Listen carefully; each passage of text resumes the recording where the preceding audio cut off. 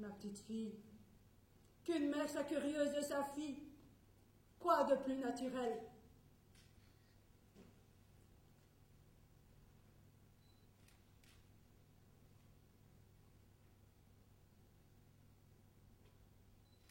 Eva, mais tu me hais.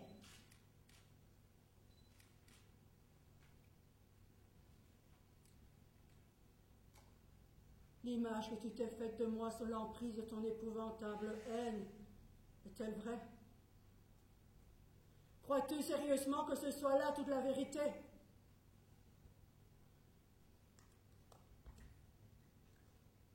Tu te rappelles ta grand-mère?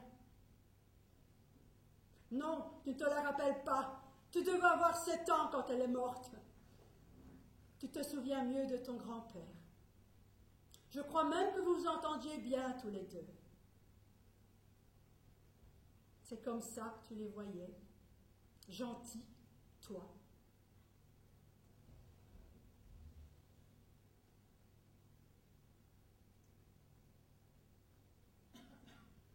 Mon père et ma mère étaient d'éminents mathématiciens passionnément épris à la fois de leur science et l'un de l'autre. Ils étaient dominateurs, légers et débonnaires. Nous, les enfants, ils nous regardaient avec une amabilité mêlée d'étonnement, mais sans chaleur, sans s'intéresser vraiment à nous.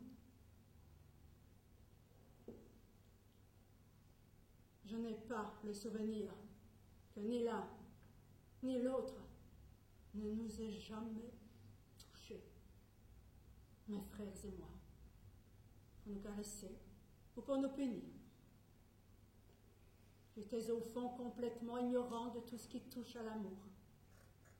Tendresse, caresse, contact, chaleur. Seule la musique m'a donné la possibilité d'extérioriser mes sentiments. Quelquefois, la nuit, lorsque je n'arrive pas à dormir, je me demande si j'ai un tant soit peu vécu.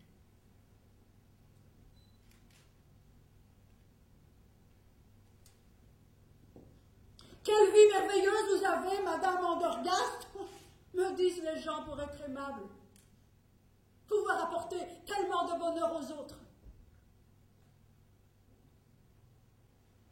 Et moi je pense, je ne vis pas. Je ne suis pas née. J'ai été expulsée du corps de ma mère, il s'est retourné, s'est aussitôt retourné vers mon père. Je n'existe pas.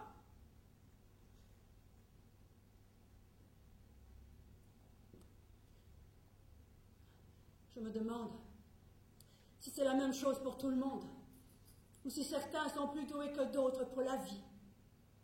Si, parmi les hommes, certains ne vivent jamais et ne font que d'exister.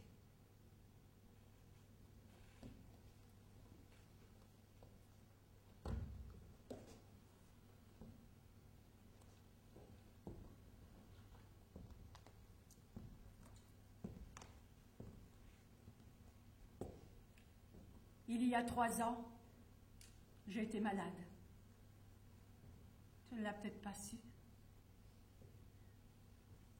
J'ai eu une septicémie et j'ai été hospitalisée 2 mois à Paris. Leonardo a supprimé tous mes concerts et est resté près de moi pendant tout ce temps. J'ai failli, oui, j'ai été à 2 doigts de mourir. Après, il m'a fallu pas mal de temps. J'ai fait une sorte de dépression. Comment appelle-t-on ça? Il n'y avait aucune raison de t'inquiéter avec ça. Enfin bref, quoi qu'il en soit, Leonardo et moi, nous avons commencé à parler, puisque, exceptionnellement, nous avions tout notre temps. Enfin, Leonardo parlait, moi j'écoutais, et j'essayais de comprendre. Au début, c'était pas facile. Bien sûr, s'il le faut, je peux faire étalage d'âme. Mais de l'âme en elle-même, je m'en suis jamais inquiétée. C'était comme un cours de 6e, et j'étais pas très bonne élève. Je trouvais le plus souvent que Leonardo disait des bêtises, et en même temps, je trouvais que c'était gentil de sa part de rester assis au bord de mon lit.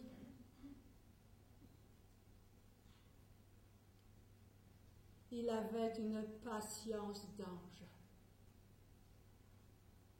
Mais il lui arrivait de me dire carrément que j'étais une vieille folle et qu'il ne comprenait pas comment je pouvais être encore une musicienne acceptable.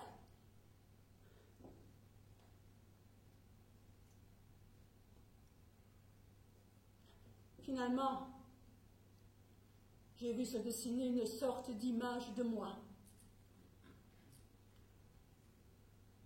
Je ne suis jamais devenue une adulte. Mon visage et mon corps vieillissent. J'accumule les expériences et les souvenirs. Mais à l'intérieur de ces choses tangibles, c'est comme si je n'étais pas née.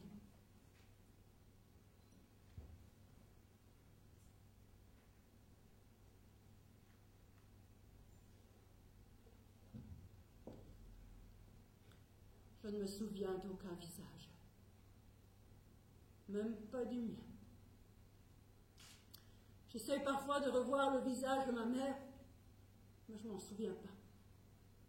Ah, je sais qu'elle était grande, brune, qu'elle avait des yeux bleus, de grosses lèvres et un large front. Mais je n'arrive pas à recoller les différents morceaux. De même, je n'arrive pas à me rappeler ton visage. Ou celui de ta sœur, ou celui de Leonardo.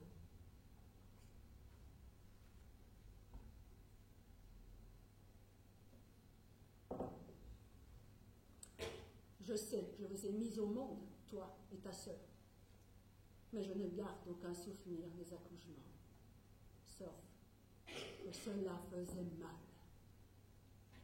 Mais j'ai oublié le goût de la souffrance.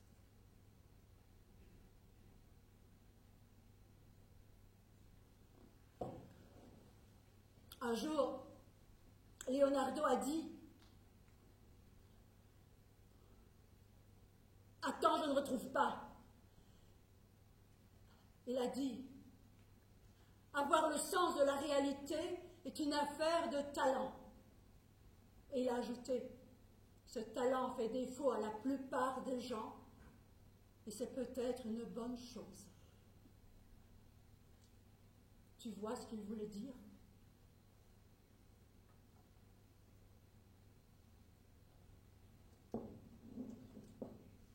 C'est vraiment curieux.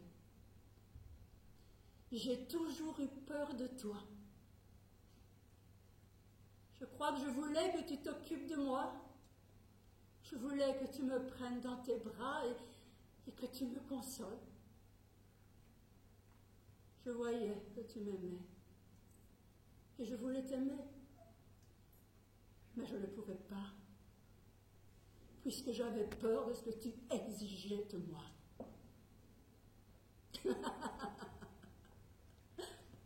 Je m'entends dire des choses que je n'ai jamais dites.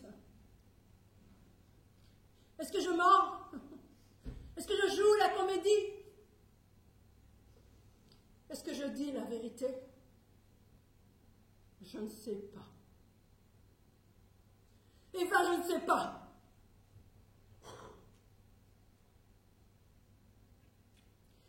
Je me sens émue et troublée. C'est peut-être la mort de Leonardo. C'est peut-être la maladie de ta sœur. C'est peut-être ton horrible haine.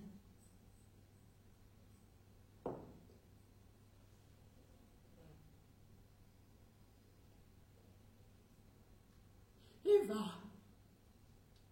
sois gentil avec moi. Cela fait si mal.